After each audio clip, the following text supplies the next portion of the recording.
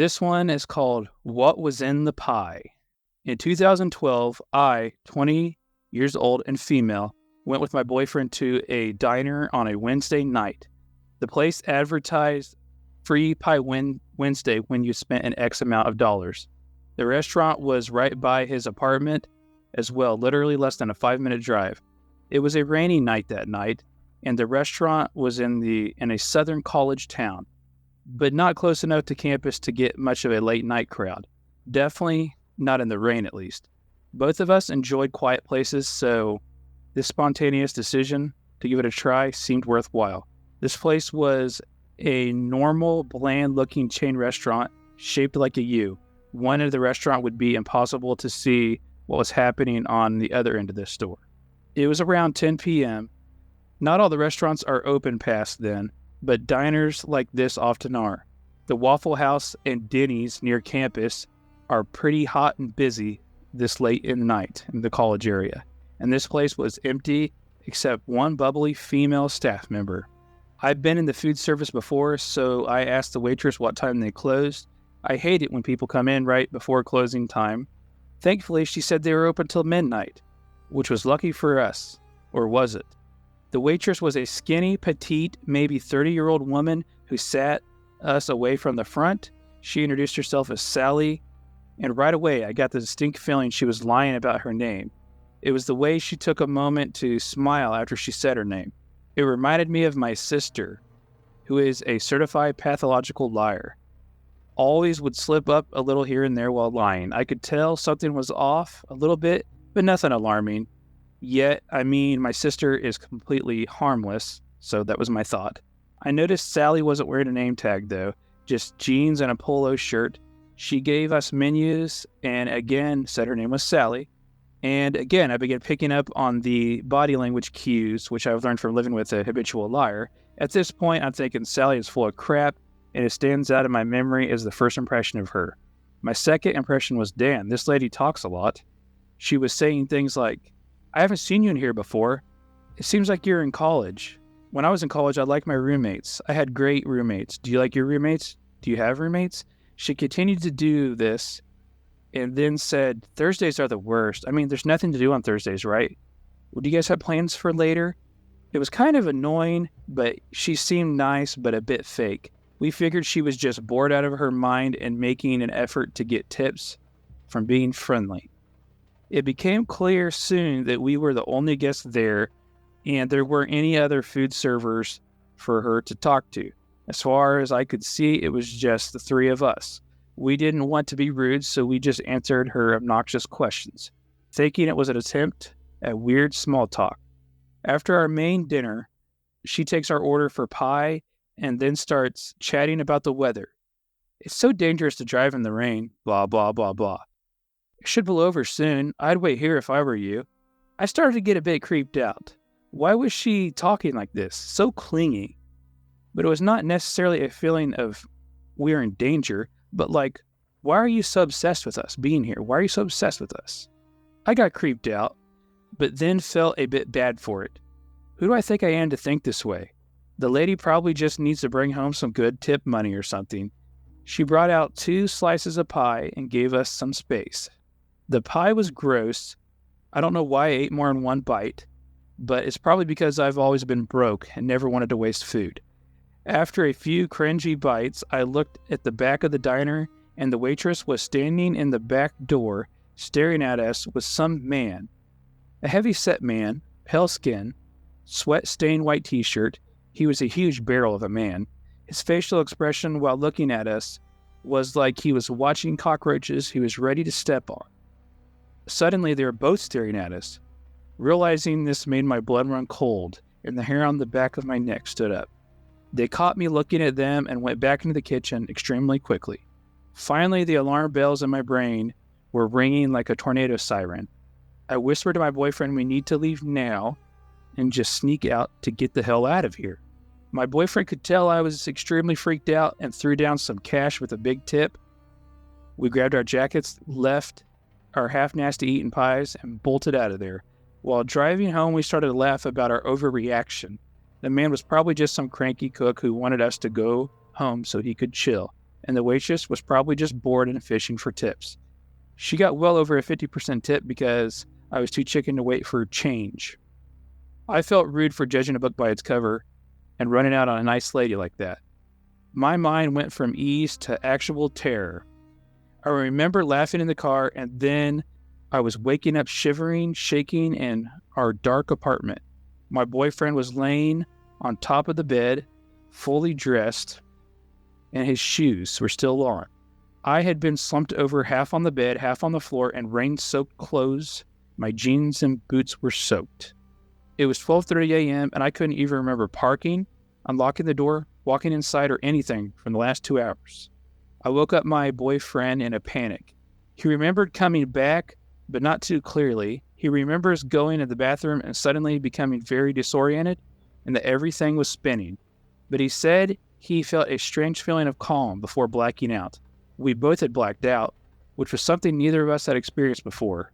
We knew we hadn't drank anything that day or intentionally taken any drugs.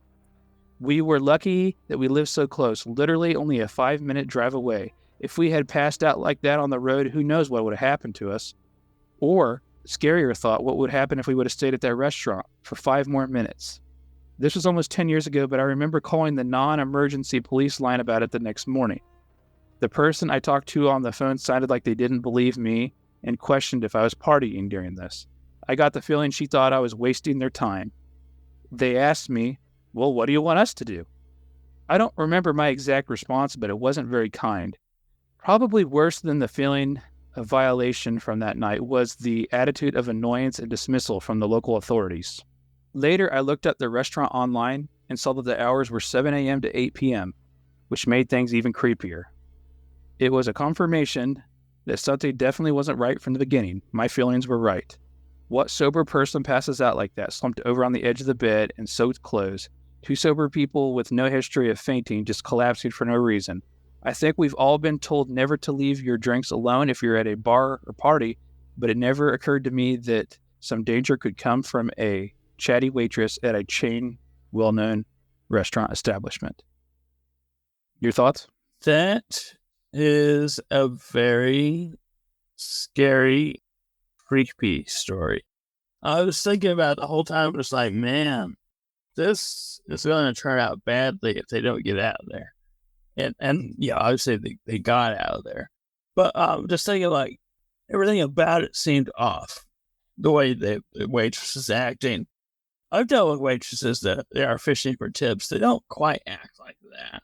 Remember the waitress at that place we used to go to? I won't give the name, but she was not fishing for tips, though. She was just a terrible waitress anyway. Yeah, I know exactly who you're thinking. I always messed up Jack's food, yeah.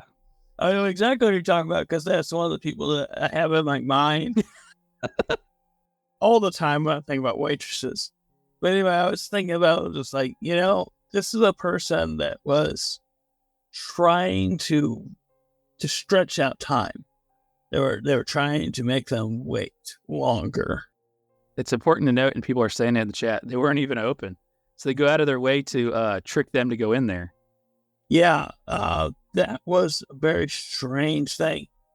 It's very strange, but I could see it being a real thing. Like, someone threw a curveball here, Luke. Maybe these 2 broke in and pretended to run the place. Well, that's exactly what I think happened. But I think it's a thing that probably happens more often than we like to admit.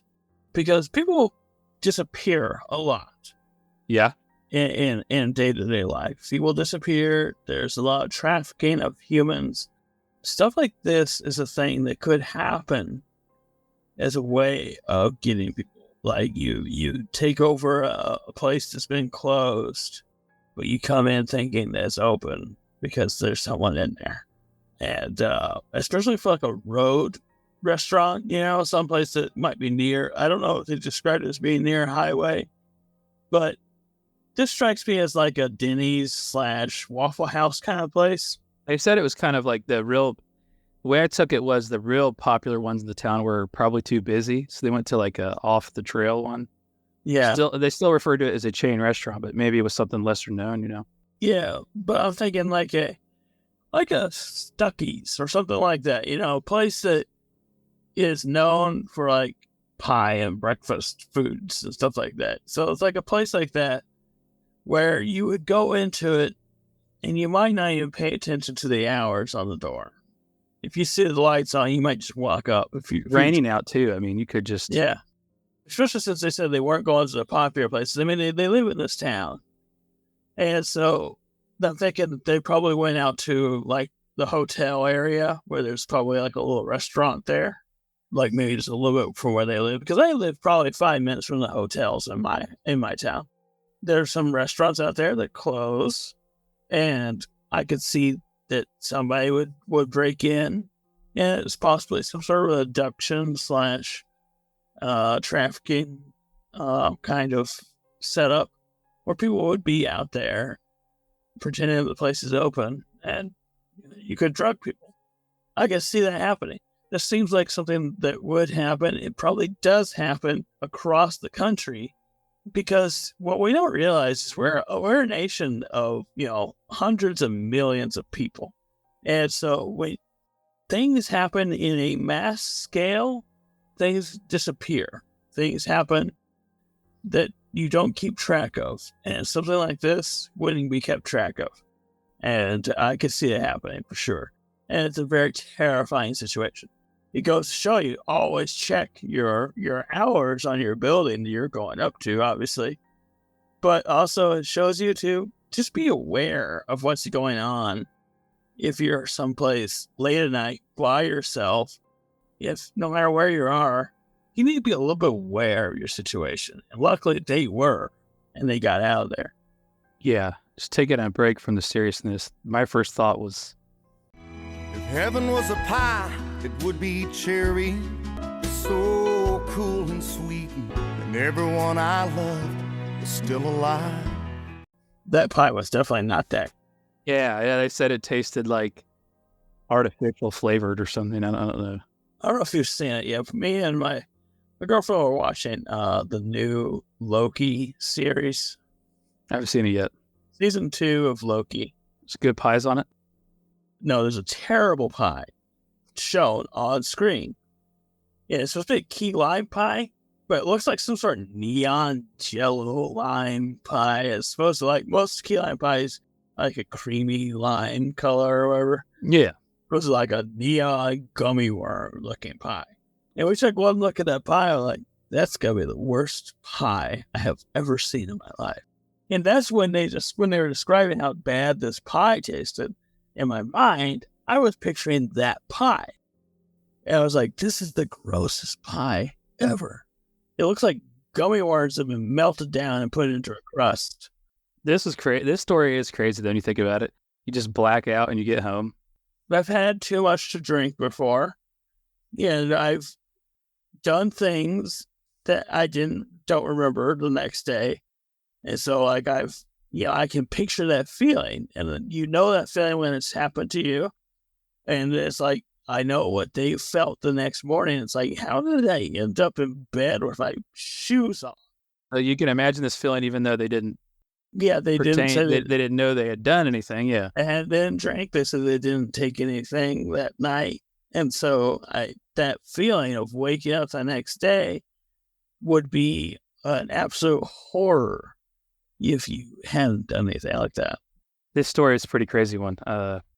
Definitely makes you look out when you go to a restaurant. Is my waitress acting creepy? Is she acting weird? What about the chatty thing? So people are just chatty. Would that be alarming to you? Did you understand what she meant? Like, seemed like she was lying. Could you relate to that? Yes, I can relate to the fact that she looked like she was lying. There are times where people will say stuff. So in Blues Brothers, he says he's not lying, he's bullshitting. Yeah. There's a difference between lying and bullshitting. And so I get that feeling. It's like, there's a difference when someone is deliberately misleading you with a story to put you off your senses or your game or anything like that. And then there's a difference between someone saying, like, oh, I caught a fish that was 50 pounds. Yeah. There's a difference. There's two different types of telling a fib here. You're going to jump back in and finish things off now. Are you ready?